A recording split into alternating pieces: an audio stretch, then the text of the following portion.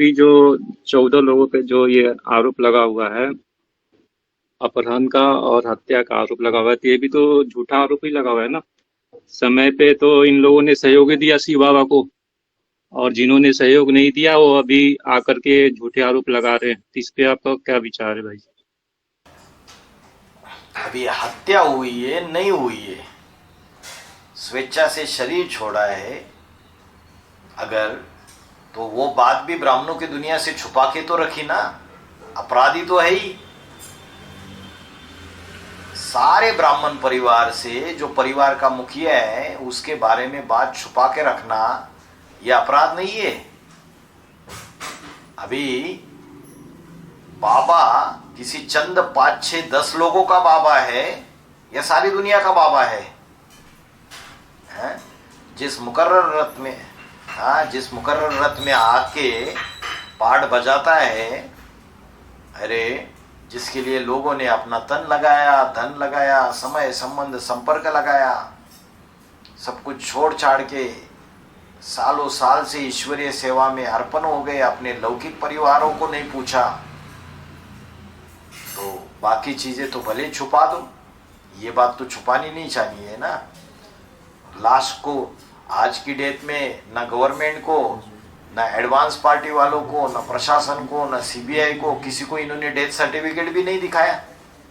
जब किसी का डेथ सर्टिफिकेट ही नहीं दिखाओगे आप, उसका कोई, जब कोई व्यक्ति ज्यादा बीमार हो जाता है तो उसको हॉस्पिटल में लेके जाते हैं, हॉस्पिटल के भी रिपोर्ट्स होते हैं या नहीं? वो भी रिपोर्ट्स होते हैं, डेथ सर्टिफिकेट भी होता है, जहां जलाया जाता है वहां की पर्ची भी होती है, रिसिप्ट मिलती है ना।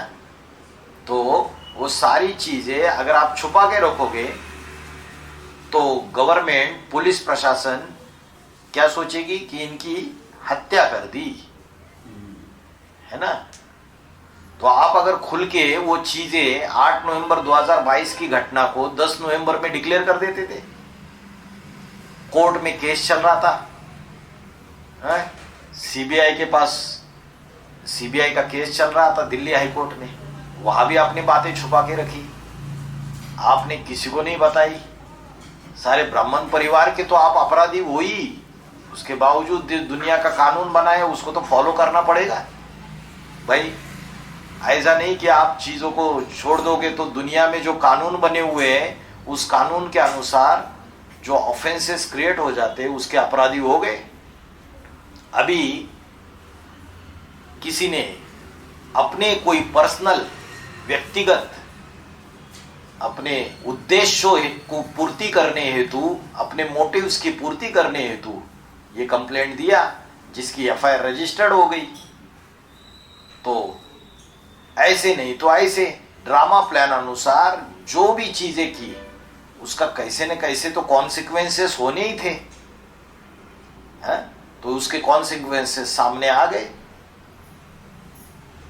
अभी आरोप लगाने के बाद वो आरोप प्रूव होने तक फाइनल चीजें सारी, तब तक तो सफर करना पड़ेगा ना। इन्वेस्टिगेटिंग एजेंसी तो अपना काम करेगी।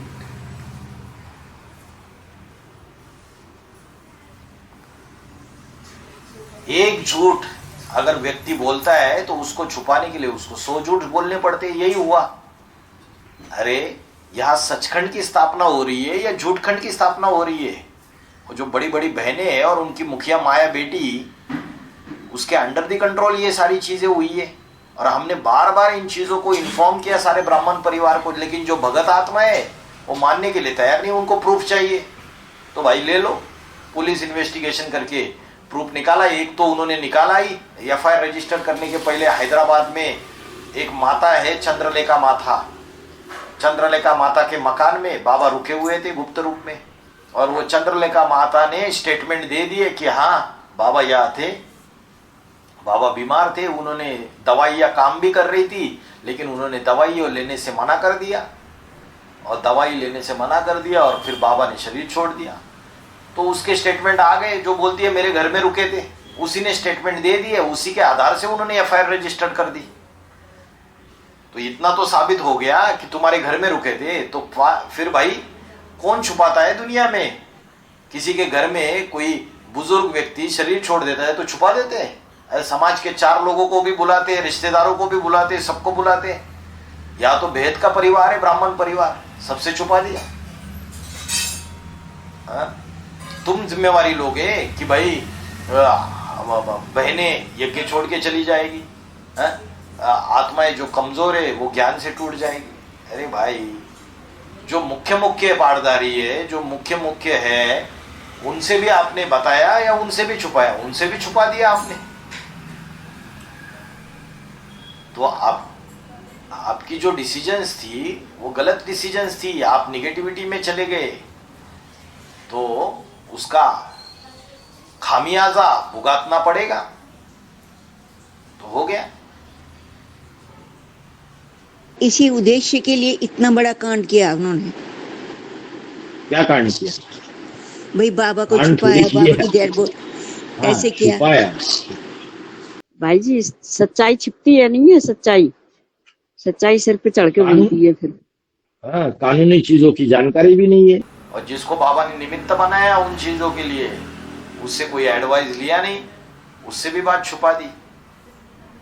बाबा ने बोला अष्टदेव क्या है, 8 पिलर से एक भी पिलर हिल जाएगा तो पूरा का पूरा स्ट्रक्चर कोलैप्स हो जाएगा परिवार।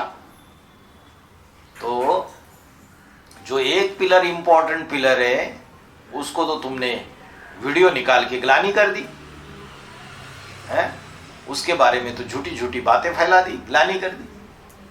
तो जैसे कर्म करेंगे उसके रिजल्ट मिलेंगे या नहीं मिलेंगे? अब उसने कोई गलत किया, उसने कोई अपनी पद का, पोजीशन का कोई मिसयूज किया, चाहे तो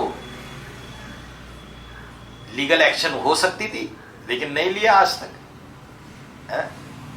बोला परिवार है, अपनी पावर्स का कोई भी ऐसा इस्तेमाल नहीं किया जिससे परिवार के ऊपर आंच आ जाए।